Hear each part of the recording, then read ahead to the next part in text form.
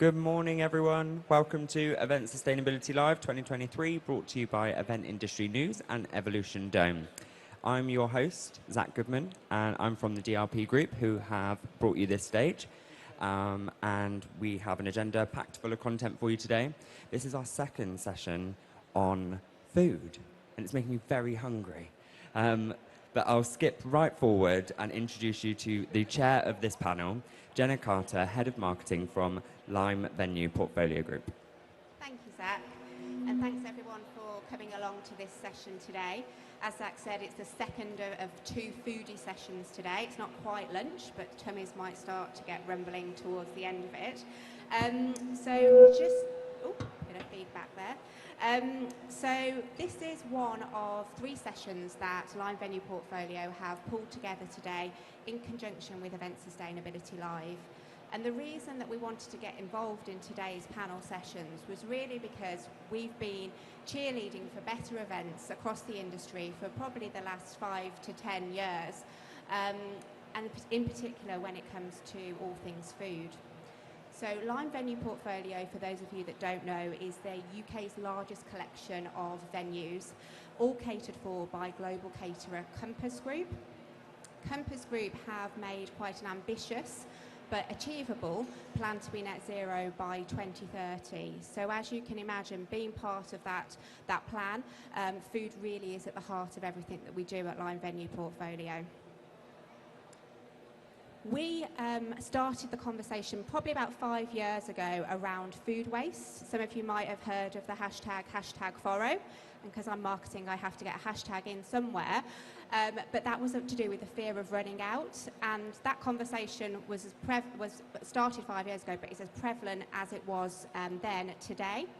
The other things that we've tried to put in place to help steer conversations is around looking at various different aspects of food at events, and we created several award-winning reports that you can find on our website to do with that. More recently, we've launched our Meetings for Change product, which is all about making it easier for customers to help buy events more sustainable. And then the most recent thing that we've done is we've launched our Meetings of the Future campaign back in June, which, as you can imagine, quite heavily plays on the food aspects of things. So that's a little bit about Lime Venue Portfolio. We're going to take about 20 minutes to have our discussion today with the wonderful panel that we've got up on here on the stage, and then we'll take questions at the end, probably about 10 minutes or so to do that. Okay. So let me first of all introduce our speakers. So I'm delighted to have with us Matt Gray at the end from Event Decision.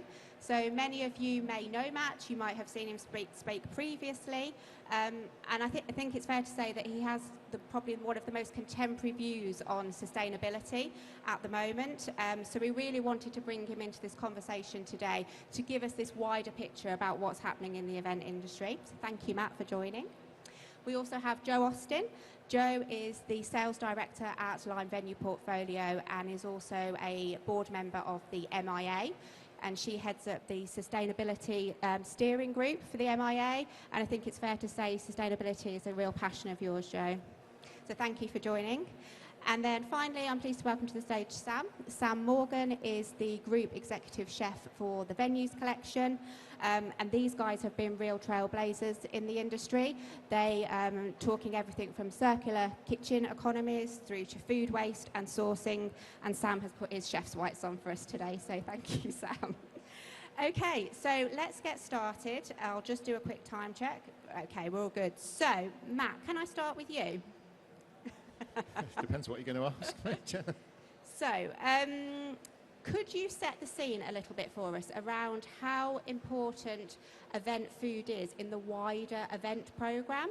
Is there anything out there at the moment that you're perhaps seeing that is helping towards greener events when it comes to food and the wider event aspect of it?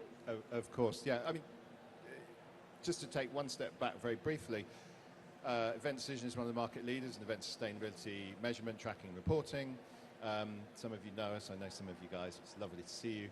But actually, we've become really aware that the event industry is in transition, hugely. What does that mean? I've been doing this for 25 years. I've been an event producer, I've been an event manager, and now we look at sustainability. We didn't exist doing this 5 years ago. Some of our other friends and brands, and Isla and the Rewind carpet, and really good products and services didn't exist 5 to 10 years ago. So when I mean transition, we have no idea what our industry is going to look like in another 5 years. Hopefully, it'll look pretty much the same. And hopefully, we'll all be delivering our things, our services and our products, in a far more sustainable way. Does that mean making everything out of wood? No. Real life example happened 10 minutes ago. We've got our little standers here. We've got 2 pop-ups today. They're made out of forest certified wood and what I'm told is fully recyclable material. Until some of the printers came and went, this is made of that and it comes from here. And this is made of that and it comes from here. We have a better solution. So it's not like we have all the answers. So when those die, we'll buy a better solution. Not going to throw them straight away.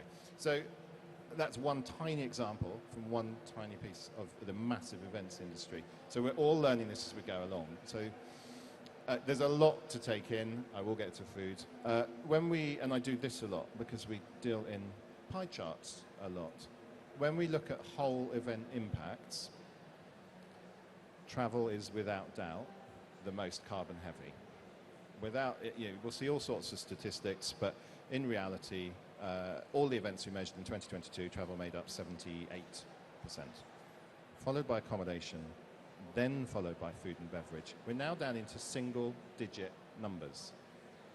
4% of the emissions related to food and beverage from all the events we measured in 2022 were a result of food and beverage. So it's an odd one to say it doesn't matter, because of course it matters. Every single percentage point matters. The other thing we have to bear in mind in events is that if you can see it, touch it, smell it on the show floor, it's massively visible. We're all being judged by what we have on the expo stand. You're all, as organisers, being judged by the materials that you use and whether there's a single-use plastic bottle somewhere out the back of your event somewhere. And food is utterly essential. You can't do without it. People always have it subjective. People have their opinions. If you remember in the old days, you'd do feedback sheets at the end of your event, and people would say, chicken was cold, room was too hot. People love to comment on your food. So in a way, it is the most visible, and possibly one of the most important factors in terms of the success, the efficacy, and what people think of your event. Yeah. Even if the directly attributable carbon footprint is not the largest factor.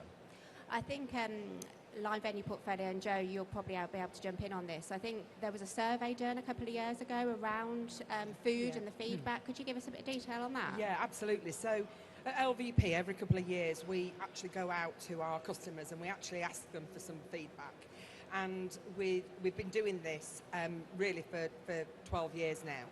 And every year between the lowest it's ever been is 42% and the highest it's ever been is 48% of the feedback has been around the food. It's the one that actually just gets people passionate about their event. It's the one people like to talk about. The other thing is it's incredibly subjective. You either like it or you didn't like that, or you just were at the end of the queue and you had to wait, whatever. But we've always, and that's where our stance at LVP has come from, pioneering through food, because genuinely nearly half of the feedback we get is actually being about food at an event. Thanks, Joe. And can I just throw it back to you, Matt? Have you seen any really good examples in the present? I know obviously we're talking about the frontier of event food and sustainability in general at the moment, but have you got any really good examples of innovations or things that you've seen that is happening here and now? I don't want to be chased out of the kitchen with our friend in the Chef Whites because they have knives. But a few years back, I'll try and be contemporary without being too confrontational. We have a client at Event Decision. They're a financial client. They're a proper client. If you're an agency, you'd love to work with these guys. They do UK roadshows. They do dozens of them every year. They went to a venue in Liverpool. I'm sorry, I don't know if it's one of yours, Joe. But and they said, it's quite a small event, 150 of their own customers turning up.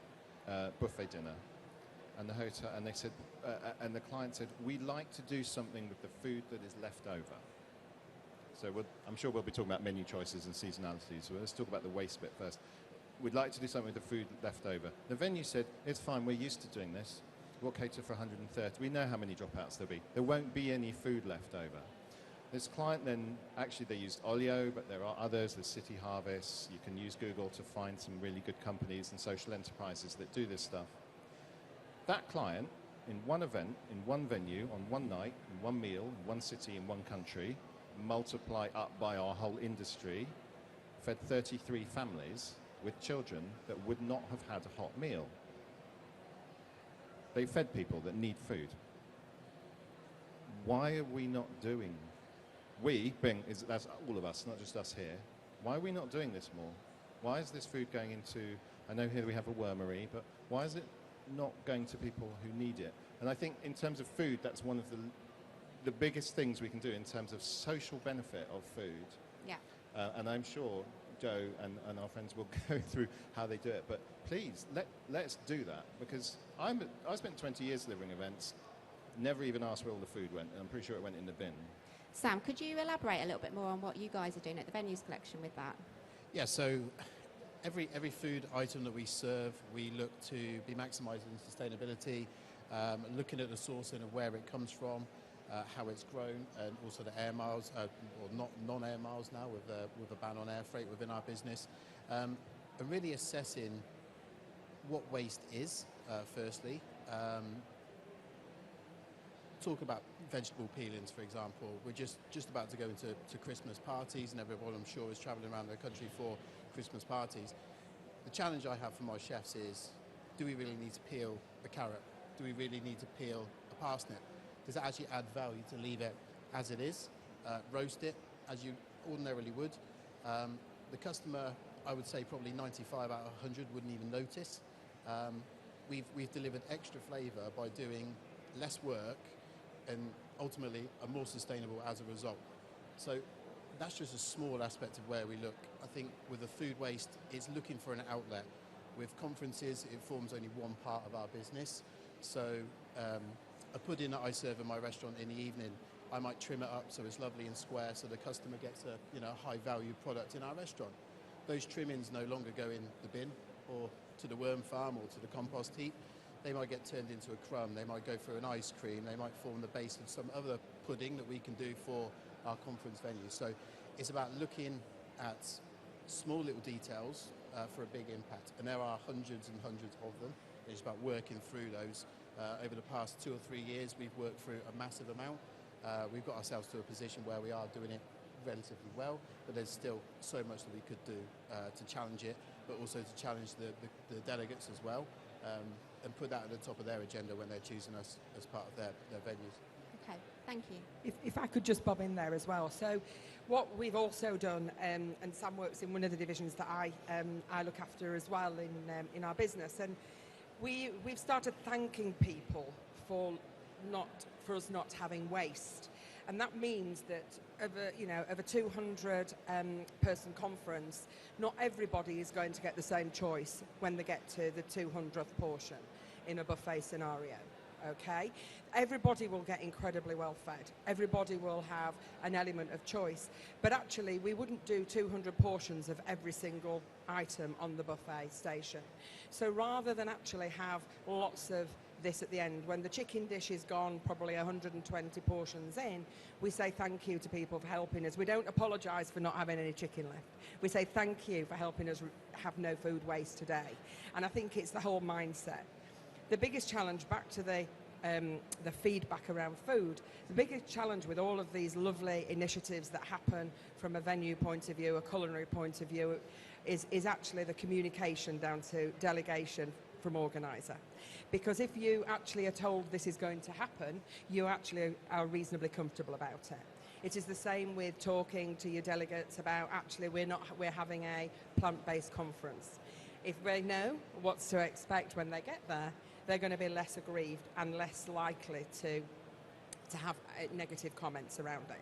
So I think the communication around some of these big initiatives is hugely important when we are, designing. We can do at venue level, we can menu engineer, we can procure well, we can do all of those right things, but ultimately we have to give a delegate experience that's one that's expected, and that ultimately will always be our objective. If we can do that sustainably and make everybody feel better about it, then we've actually really ticked the box. Thank you. And just going back to the point around communication there, there's the whole greenwashing scenario that we hear about at the moment. I know, Joe, kind of the Green Claims Code is something that you're quite keen to make sure that people are adhering to, rather than just saying that they're doing something, that they're actually got a proof point behind that. Could you talk to us a little bit more around the Green Claims Code benchmarking accreditation? I mean, to be fair, Matt is probably in a better position to talk. So I just talk from a board member of the MIA and actually a venue. And I just talk about, we are in the massive process of education in this space, back to your point. Education is enablement. Giving people good education enables people to make the right decisions. What we need to now do is turn that into real measurement, and turn that into, I'm not just talking about it, I'm actually physically doing it. And I think that's the next stage of our journey, and that's where Matt Hinney's organisation and many more like it can really support businesses in their approach to that. It shouldn't be good enough to say we do this, we do that, we do this, etc. What our customers should be asking us for is actually, right, tell me how much you can reduce that, our carbon footprint on that. Tell me how you're going to do that. Tell me, this is what we did last year. Tell me how you're going to help me make that better. And it is absolutely the measurement now. This isn't about talking anymore. This is actually about doing. And there's a lot of talk, and we've got to make sure it's done and it's measured. I can't disagree with you. And you used a really good word there, better. Because we deal in data and metrics. What is better? So I feel for Joe and his chefy compatriots, if that's the right term. Because a lot of people my age went into chefing because it's all about what comes out on the plate, and now it's not. It's about using the whole of animal, if you're using that, or using the scraps and so forth. But what's better? You can get tomatoes in this country from Spain with a lower carbon footprint than you can buy tomatoes from Lincolnshire. Okay, so generally that's quite good. But if you buy your tomatoes from Lincolnshire, you're supporting local businesses and local agriculture and so forth. So how do we equate the carbon footprint with social benefit? I don't have an answer for that. That's like a moral question. But there is no answer. Yeah, there is no right answer to that question. So that's what we're grappling with in industry. We can benchmark social benefit of events, yes we can, but we can't say actually your tomatoes are better because you're buying them from Spain, or if you're buying them or from northern Scotland where they're grown under light and heat, which is why the carbon footprint's so high. I'm sure we'll come on to Clamato. Joe, I know you use a different tool now, but there are tools out there that will give you the carbon footprint of your plate of food. Yeah. So Sam, could you give us a bit more detail around the carbon measurement of things that you guys have been doing? Yeah, so we currently use a platform called Clamato, where we would input our recipe spec with the sourcing information, quantities we use, to generate a carbon footprint per dish. Essentially, by inputting that data, we can then look at what forms a low-risk ingredient all the way up to high risk. And there's small wins, as I mentioned earlier, there's small little things that you can do to make it more sustainable just by analysing what ingredients you use. So probably cooking oil is the easiest one. Most people at home probably use olive oil. By switching to a British rapeseed oil, we can cut our carbon footprint by a fair amount. But it's also educating the customer in terms of where your items come from, and to the point of the tomato, is it, I suppose for me, where I'd like to go with the sustainability side and the sourcing side is it acceptable for us to use a tomato in December? I think that, to the point in 5 years' time, I hope we'll be having that conversation. And I might look at our breakfast offer within a hotel, for example. You may use a preserved or a tinned tomato that's picked at its best, that's done in a sustainable way, and you would use that when your tomatoes are out of season. Whereas through the summer, or where the English crops are in, you would use your fresh tomato and do it that way. So the analysis that Clamato gives you that then goes forward to a measurement, I'm very keen, as Joe is, that we don't do anything if we can't measure, can't prove, can't track how we're moving. And it's about picking those items, and Clamato allows us to do that. We're migrating onto a new system called Food Steps, which will then enhance it even further with the food reporting. Thanks. So just moving on the conversation slightly, as I think the sustainable conversation has moved on in the wider industry to perhaps something more around legacy and the impact that obviously events can leave, but also the impact that food can leave. And we've kind of touched on that throughout the conversation. But Joe, could you talk us through a little bit more around the legacy side of things in events? Matt was talking earlier around the social side of it, through food, through events. Could you give us a bit more of a detail on that? Yeah, so ultimately, you know, I've been around a long time in this industry, as a number of people have. And do you remember back in the day when you'd choose a venue because it had Wi-Fi and they didn't charge you for the Wi-Fi and all the rest of it? Yeah, remember those days sort of thing, right? We're genuinely in a situation where sustainability should just become a hygiene factor. It should be something we do really, really well. And we're not a million miles off that in reality. It's actually on most buyers, most organisers' agenda these days. It's on most organisations in terms of their bigger, wider objectives as a business. And it really is and should become a hygiene factor.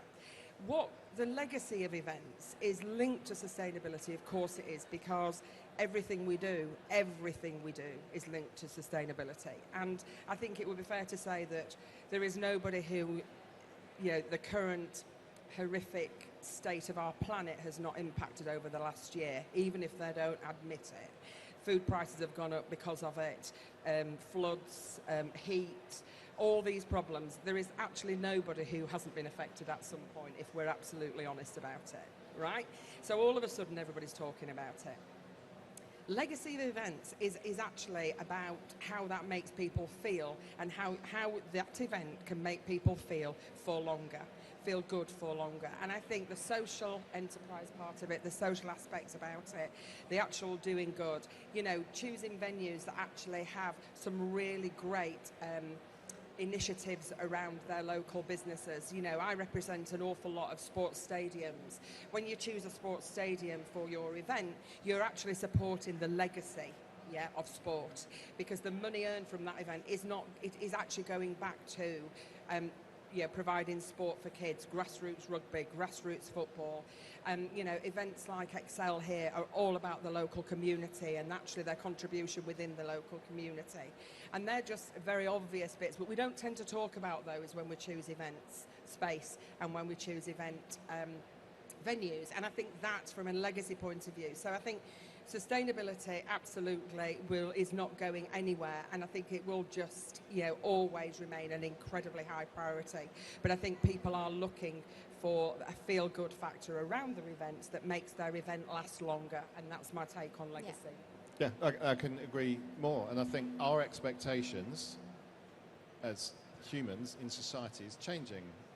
So, and therefore our expectations of business, and therefore businesses' events.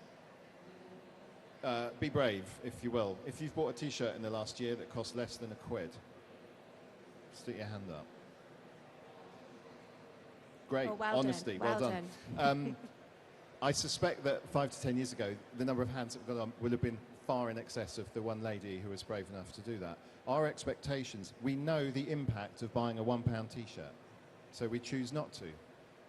We choose to pay a little bit more, and I'm sure the same is happening. I hope the same is happening in events, certainly around materials. It's far less build and burn, as the stand builders will call it, far more reuse and use of higher quality materials. Exactly the same for our chef friends when they're choosing the menus. And do you know what? Beef is one of the most expensive meats out there, I suspect.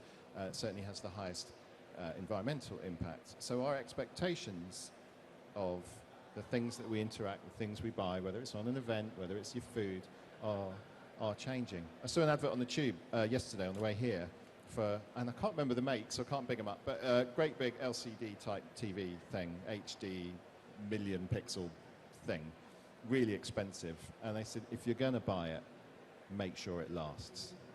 And with like a 10-year guarantee or something. It's not a great advert if I can't remember who it was for, is it? But at last, the brands are saying to us consumers, do you know what? It does cost a little bit more, but it's good and it'll last and you'll enjoy it and you won't be buying a new TV. The events that we do here, knowing a few of you, are far more transient. So we have to work even harder. It's not like we can do a report on the Olympic Games and its legacy in this area of London, in fact. And I'm sure it's many millions. Our events may be a bit smaller, and they might be 100 people, 200 people in one night. But you can still start to do that. You can challenge this lady when you go and look at her venues. What engagement have you got? How many of your staff come locally? What's their tenure? All these questions. Let's help. You know, if you're delivering an event, that's great. It needs to address everything you need it to. Yeah. You need to enthuse your salespeople or get more customers or whatever you're doing with that event. But there's no reason. Why can't we do some good with an event, even if it's in the local area? That's the legacy you're talking about, isn't it? And, you know, this event here, we all know who owns this building and ultimately where a lot of the money goes. I'm not saying don't do it here because we need a big space. But wherever you are, whether you're a venue or an agency or a client, and you're going to hold an event, there are many ways. There's tons of social enterprises out there. Come see us over there and we'll point you at them. There's no commission. It's just the companies that are doing good socially, bringing people into our industry. And the food is such an obvious way to do that. One last question then before we open up to questions to the floor. Biggest challenge that you're going to see over the next 12 to 18 months when it comes to food, events, sustainability? Simple, short answers, please, if you can. Matt, I'm going to start with you. Biggest challenge, societal's expectation, what they want to eat. Can we force people to eat food that they might not choose at home? Okay, thank you. Joe? Communication and making sure people understand why the people who've organised their event are making some of those choices. And Sam, from a chef's point of view? I think as everyone migrates onto this way of thinking, it's your unique selling point and how you move that forward and evolve your product to keep up with the market trends. Great, thank you. So some really interesting topics covered there. I don't think we've covered all single trends that we're going to see over the next 12 to 18 months because there's quite a few, but hopefully we've given you some food for thought today. Does anybody have any questions? We do have quite a few. First of all, if we could give it up for our panelists. Thank you. So first up, I've got, how easy is it to use food waste apps like Olio when looking at food safety, for example, temperature checks, etc., and the logistics of collection when you're on site? Sam, I'm going to throw that to you. So when onboarded with the supplier, there are certain things that we have to adhere to. So allergen, food temperature control would be one of those. How easy is it? It's an absolute staple within all of our kitchens anyway. So whether that food was to go to a supplier like Olio or whether it was to be utilised for staff food or for another function, for example, it doesn't change. We just make sure that we tick all the boxes that we would do on an everyday basis, and we go from there.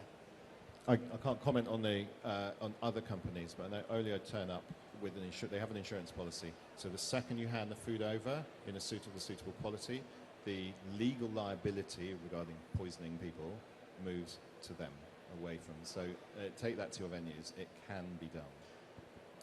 And another question on apps. So how easy is it to use Climato? Is there a lot of data collection work that is required to be inputted beforehand? Sam, that's probably another one for you, I think.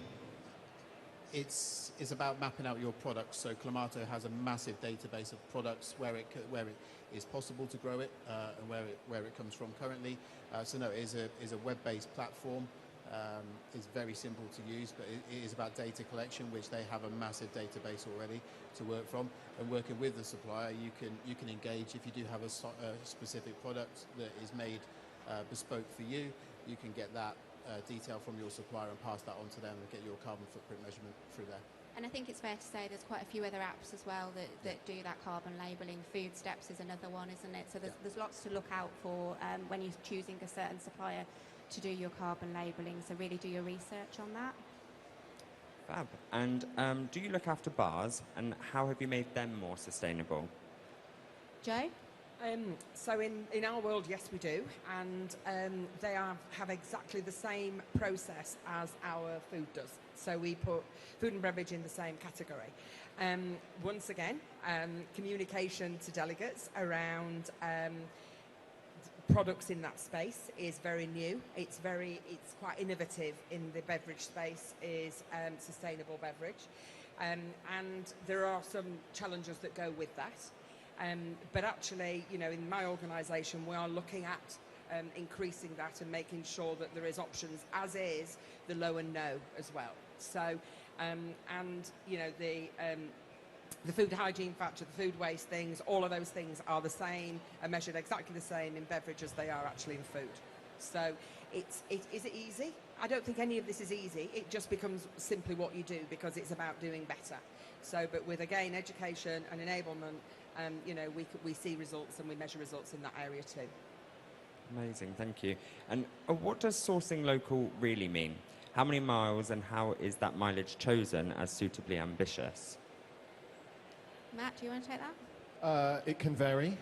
You'd like to think it was from the farm down the road. There's a venue, five-star venue in Surrey that literally uses meat from the farm down the road. But you may know more than I. Often it's referred to as within the UK.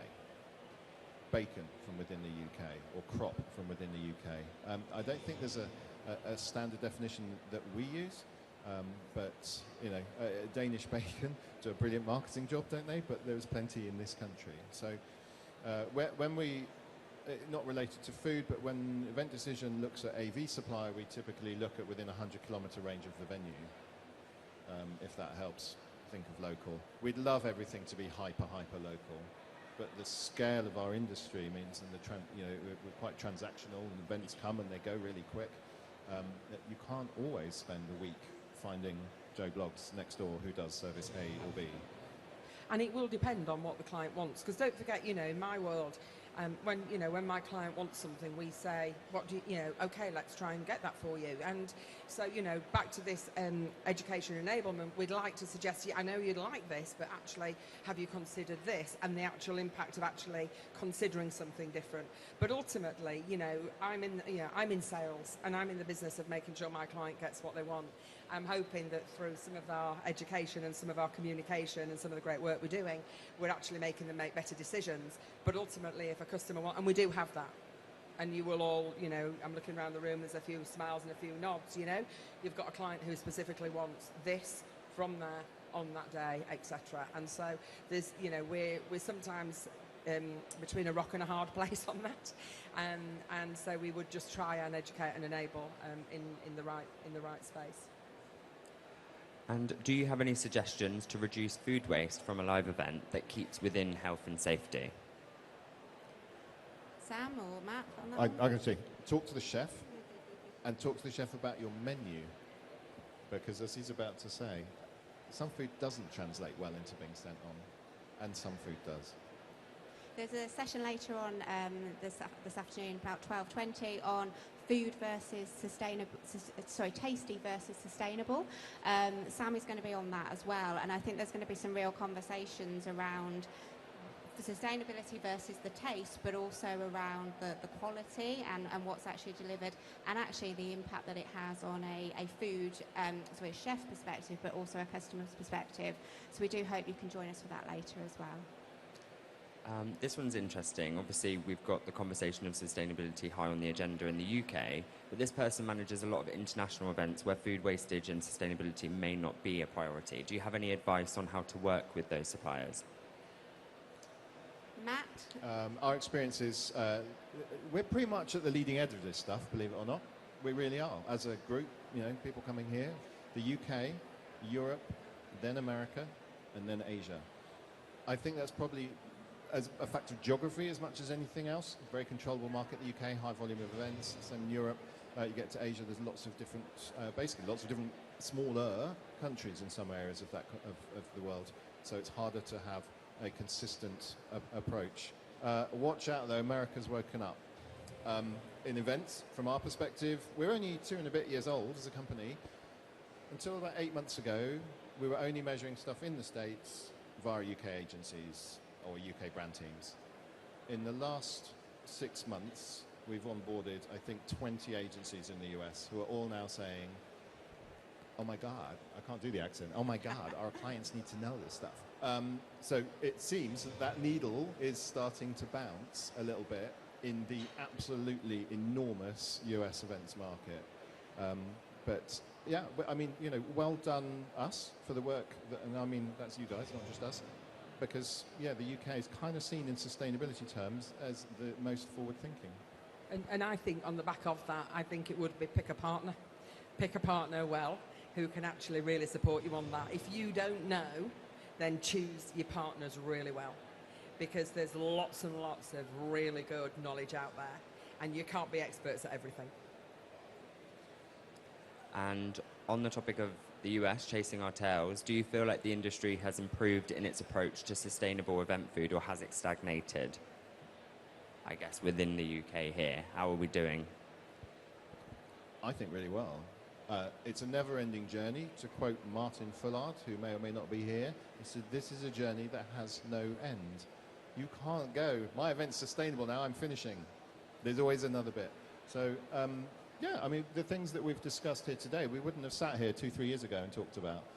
You wouldn't dare on, you know, some types of events take red meat out of the equation. You wouldn't dare say, we're going to do a vegan event or a vegetarian event for 2-3 days. It's still the exception, but, you know, as long as you, as Joe said, as long as you tell people why, then generally, I never talk about this on the stage, but it's the whinge factor, right? We're event planners. We want to minimize the whinge factor. It's a real thing. You've got to balance it. So would you say to a bunch of, and there's some horrible stereotypes in here, but of red-blooded males, oh, we're going to give you a week's worth of vegan food. Your whinge factor is potentially going to be very high. It's a real thing. You're judged on the efficacy of your event. So, you know, these sorts of decisions are at least addressable now, and sometimes the decision falls on the more sustainable side. I think we're doing okay. There's always more. Thank you, Matt. Thank you. Any other questions from within the room?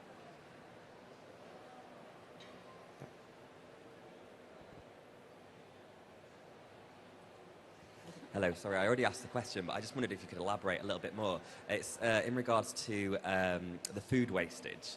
So I know obviously there's quite strict health and safety when it comes to, you know, being out for 2 hours and things like that, but we've got an event that's happening next year in October 2024. Quite a lot of delegates, but we also know there's going to probably still be wastage, and we just don't know what the best thing to do is when the food is there, and rather than just throw it away, how can we do it in a health and safety way to kind of put it onto the right people, basically? And is there a way?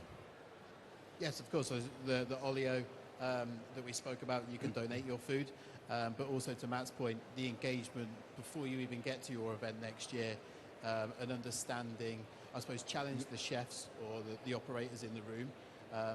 Look at the problem before you have the problem and say, okay, so what are we going to do with that in the event that we have something left over? Could it be preserved? Could it be donated?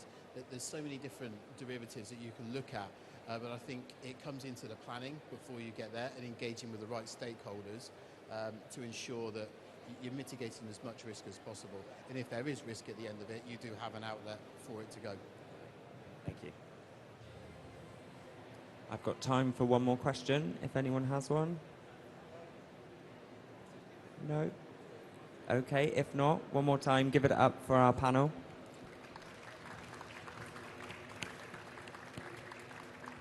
Our next session on the DRPG stage will be taking place at 12:15.